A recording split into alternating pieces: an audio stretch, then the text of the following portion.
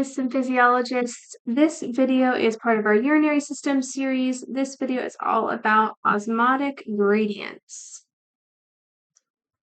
In the last video, we talked about how urine is formed by those three processes of the nephron, but how much urine and how concentrated it is really depends on this thing called osmotic gradient.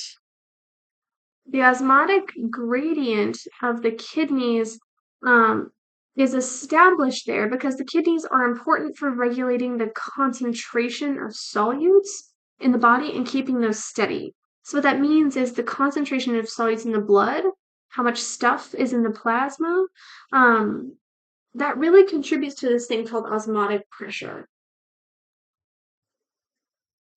In the blood, we have this unit of measurement called milliosmoles. Milliosmoles is just a unit that tells us how much stuff that contributes to the process of osmosis or contributes to osmotic pressure is in there. So how many particles of stuff? And so that's milliosmoles. If that number goes up, then there's more stuff in that fluid that contributes to osmotic pressure. If that number goes down, less stuff in that fluid that contributes to osmotic pressure. Okay, so in the kidneys and in the cortex and various regions of the medulla, they have different what's called osmolalities. Osmolality. Oops, highlighter. Osmolality, that's how much stuff is inside of that fluid, okay? And that is what makes an osmotic gradient, because if there's differences between the cortex and different parts of the medulla, then we know that stuff is going to change. We know that based on what we've learned in this class already. And this is really great because by establishing an osmotic gradient, this allows us to make more concentrated or more dilute urine, depending on the need for the body. So, for example, in dehydration, the kidneys make a small amount of very concentrated urine because of the osmotic gradient. The flip side is also true. If you're overhydrated, the kidneys are going to make lots and lots of dilute urine. And again, because it's the osmotic gradient. Without this osmotic gradient, we could not modify the contents or the volume of your urine. Let me show you some pictures.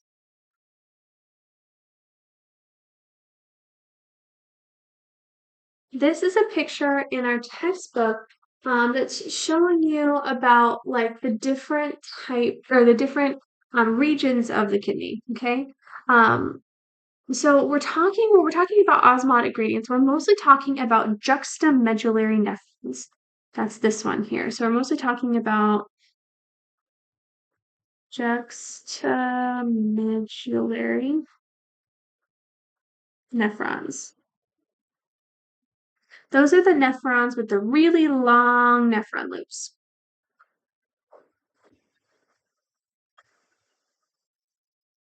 What we're seeing here is that there's different osmolalities. So these numbers are those different osmolalities. Remember, a bigger number means more stuff in there. A smaller number means less stuff in there. And when I say in there, I mean in the fluid. And by in the fluid, I'm meaning in the interstitial space of the kidneys here.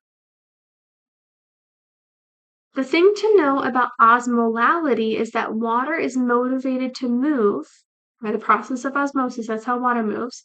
Wherever there's more solutes, we have to remember water moves to wherever there is more solutes. So this is from high solutes. That's where water moves. So if there's a bigger osmolality, than that number 300, because that's what's in the blood, right? We would call this isoosmotic equals same osmolality of the blood. If we have the same osmolality of the blood, then we're going to have no net movement of water. no net movement of solutes, because it's just same. But if that number is different than this number 300, like 1200, for example, then we can get some movement of stuff. But remember that water can only move if there are aquaporins for it to move through. Okay, so let's talk osmotic gradient in the kidneys. To talk about this, we need to draw a nephron. We're going to draw a simplified nephron here. So first we have, I'm going to draw juxtamedullary nephrons. I'm going to kind of keep this small. We have our Lego hand, which is our glomerular capsule. We have our proximal convoluted tubule. We have our descending limb, our ascending limb. Remember, this is a really long nephron loop that we're drawing because this is a juxtamedullary nephron. And then we leave the that nephron loop. And then we end up in our collecting duct there at the end. So this is my glomerular capsule.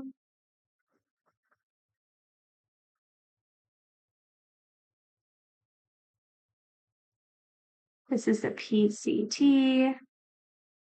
This is the descending limb. This is the ascending limb.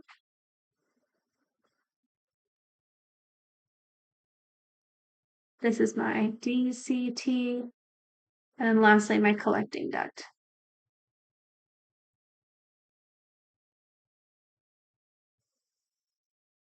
The thing we need to remember, though, is that the descending limb, remember the descending limb of the nephron loop is the only part of the nephron loop that has aquaporins. So aquaporins means that water can leave. When water leaves, it's reabsorbed back into the blood. However, solutes have to stay and filtrate.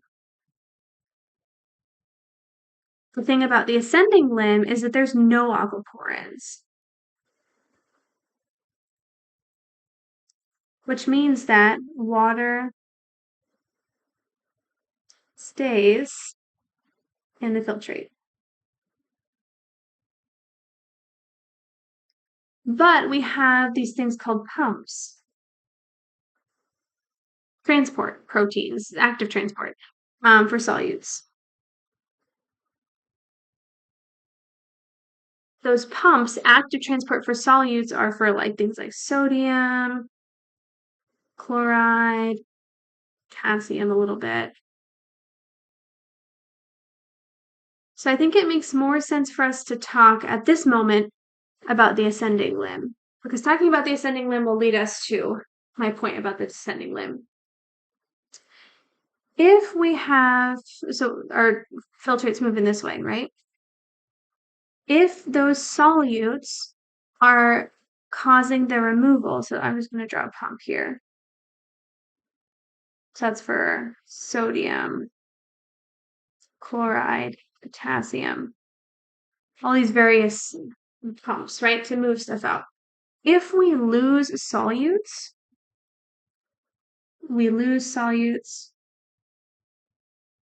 and filtrate. If we lose solutes in the filtrate, we're going to decrease our osmolality. We're going to decrease our milliosmoles in the filtrate.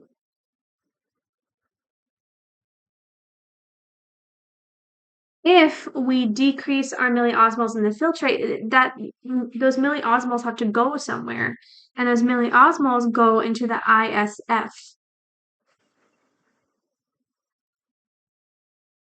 In ISF, in the pyramids. By increasing the amount of solutes in the ISF in the pyramid, we're increasing the osmolality at different portions within the pyramids. By doing that, This really influences this previous picture we just drew. Let me go back. Don't get dizzy. So by the ascending limb, decreasing the milliosmoles of the filtrate, but increasing it in the ISF, that leads to this difference, that 300 there at the top and that 1200 there at the bottom. So we're increasing how much stuff, how many solutes are in the fluid of the kidneys, because the ascending limb has these pumps that put sodium and chloride and potassium, all the things, in that ISF of the kidney. This helps the descending limb do its job because it has aquaporins, right? So water is going to leave. What happens though is that if water leaves and solutes stay in the filtrate, that makes it so that we increase the solute concentration in filtrate.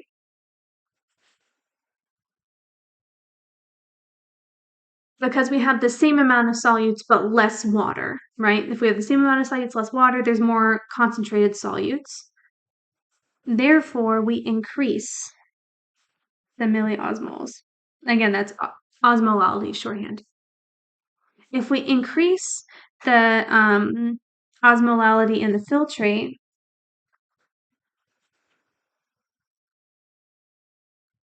then that's affecting how much water is able to move in and out. So that's affecting how much water is leaving. We have aquaporins, so water can leave. When we have the filtrate, we're leaving water. When we go back up, solutes are leaving. All of this leads to an osmotic gradient.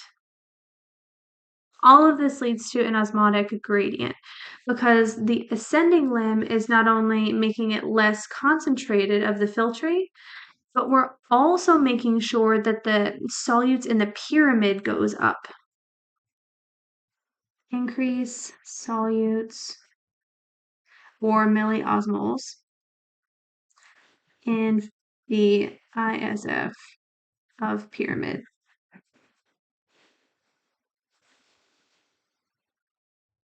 This is really important because it's going to help drive this water equilibrium on the descending side too, which is kind of weird, right? The important thing to know here is that water is the only thing that can leave on the descending side. On the ascending side, solutes are the only thing allowed to leave. Normally, in like, take your brain out of the kidneys, normally in like a capillary or something like this, water and solutes, they move together. But by uncoupling those, making water move separately of solutes, that's a really great thing that the kidneys can do. This is a big take home message here because by doing this, by decoupling how water moves and how solutes move, it means that we can tightly regulate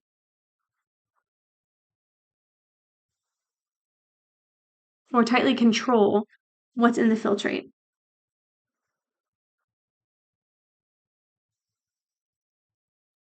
By tightly controlling what's in the filtrate, um, this is done by allowing only water, only solutes. That means that we can really tightly regulate then what's in the urine. So without this, the filtrate would always be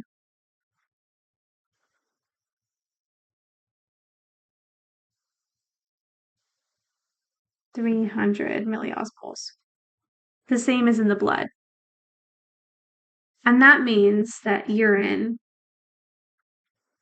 can't be altered.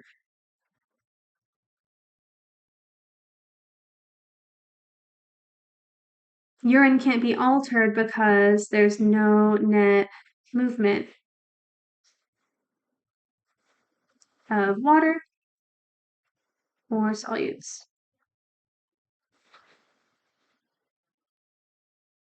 So the descending limb and the ascending limb of the nephron loop really play this role in establishing this osmotic gradient. Establishing the osmotic gradient means that we can more tightly regulate what's in the filtrate, therefore what's in the urine. By regulating what's in the urine, we can make sure that all of our homeostasis does exactly what we want it to do in the functions of the kidney, which are to regulate what's in the blood, how much blood there is, all of the things um, can happen because of this osmotic gradient. Okay, the other thing that's going on with this nephron loop is that we have a blood vessel following it. It's a juxtaglomerular nephron, which means that or juxtamedullary nephron rather, and that juxtamedullary nephron has vasa recta hanging out with it. Vasa recta are capillaries. The vasa recta capillaries,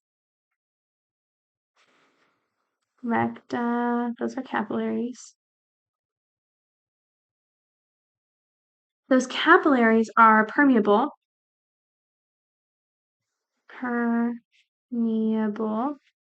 to both solutes and water. The important point that your book is trying to make here is that the vasa recta, they don't mess with the gradient. The capillaries, we don't got to worry about them because they're freely permeable to both solutes and water. And this helps us maintain this thing called countercurrent flow, which is when fluid moves up and down in the nephron.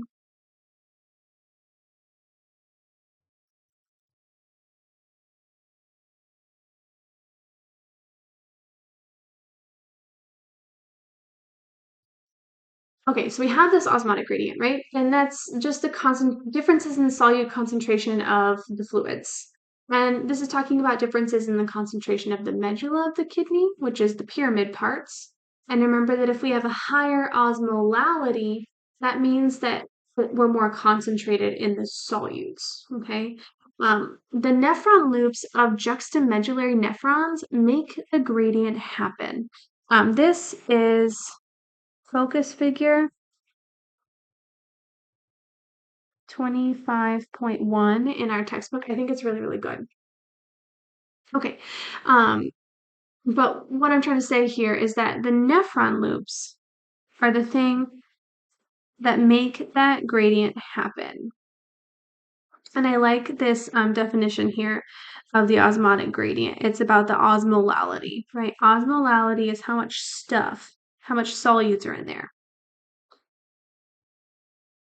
The vasa recta, the capillaries, they preserve, they don't interfere with the osmotic gradient. And your textbook calls this a countercurrent exchange. And then lastly, the collecting duct, which we'll get into in just a second, allows us to use the gradient to our advantage because the whole purpose of the gradient is to be able to modify what's going on with the urine.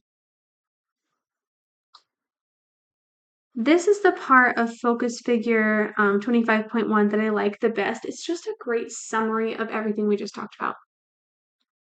So there's five major steps here. The first thing that happens, one is I think this little green sentence is great. As water and solutes are reabsorbed, the loop concentrates the filtrate and then dilutes it. And the loop is talking about the nephron loop, okay?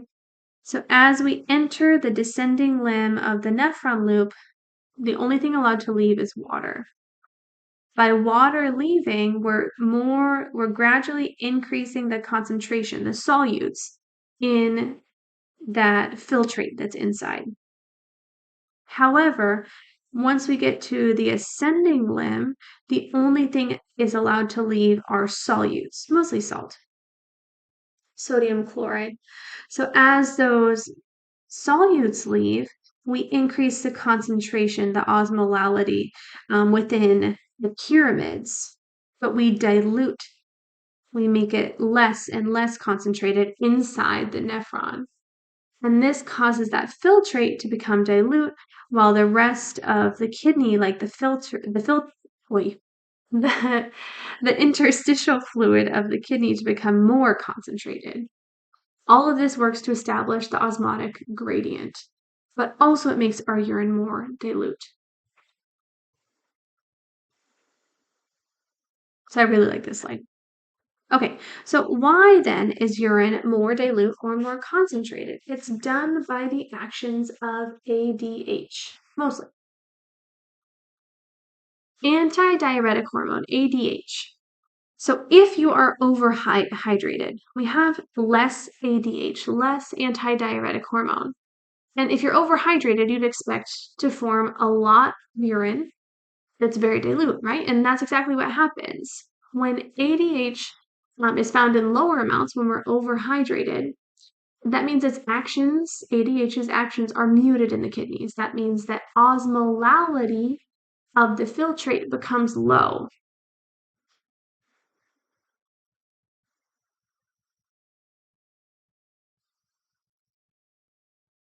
Osmolality of the filtrate in the nephron is low, which means it's not very concentrated.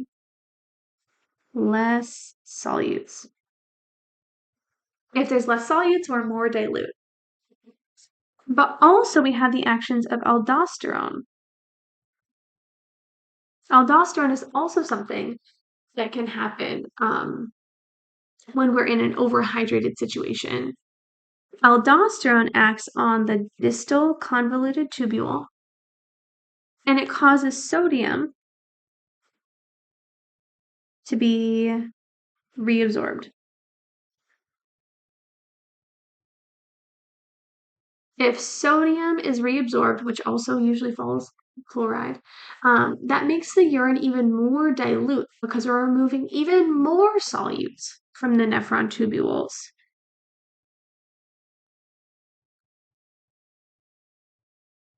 Oops, not the nephron, the filtrate.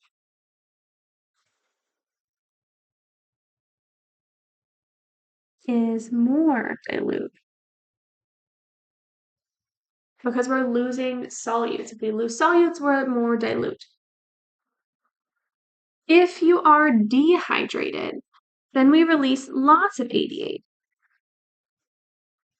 Releasing ADH this happens from the posterior pituitary gland.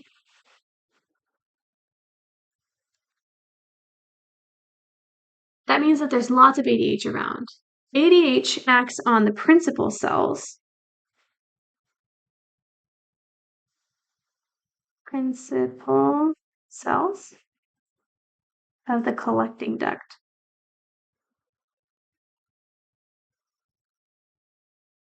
ADH acts on the principal cells of the collecting duct, and that means that the principal cells, it's going to have them make aquaporins.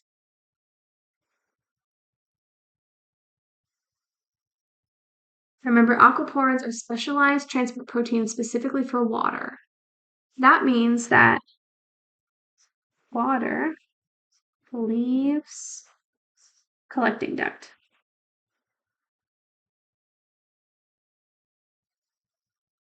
Then if water leaves the collecting duct, then it enters the blood, right? And so then we have more concentrated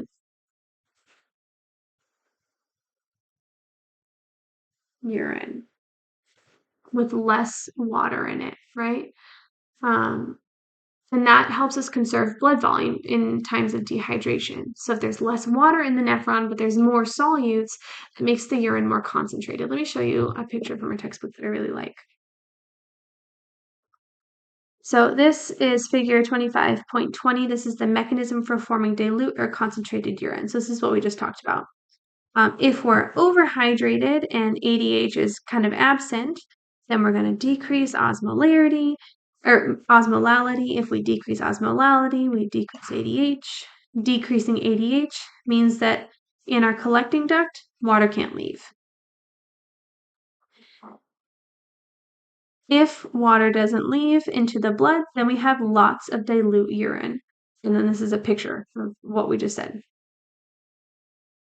The opposite is true. So if in times of dehydration, we have lots of ADH, that increases osmolality, increases the concentration of stuff in the extracellular fluids, which increases ADH. If we increase ADH, then the collecting duct has lots of aquaporins because ADH acts on the principal cells. If we have lots of aquaporins, then we have lots of water reabsorption. Lots of water reabsorption means that we have less urine and it's also more concentrated. And here's again a picture of what we just talked about. I like this picture. I think it's good. That's where I'll end this video, and I look forward to seeing you in the lab.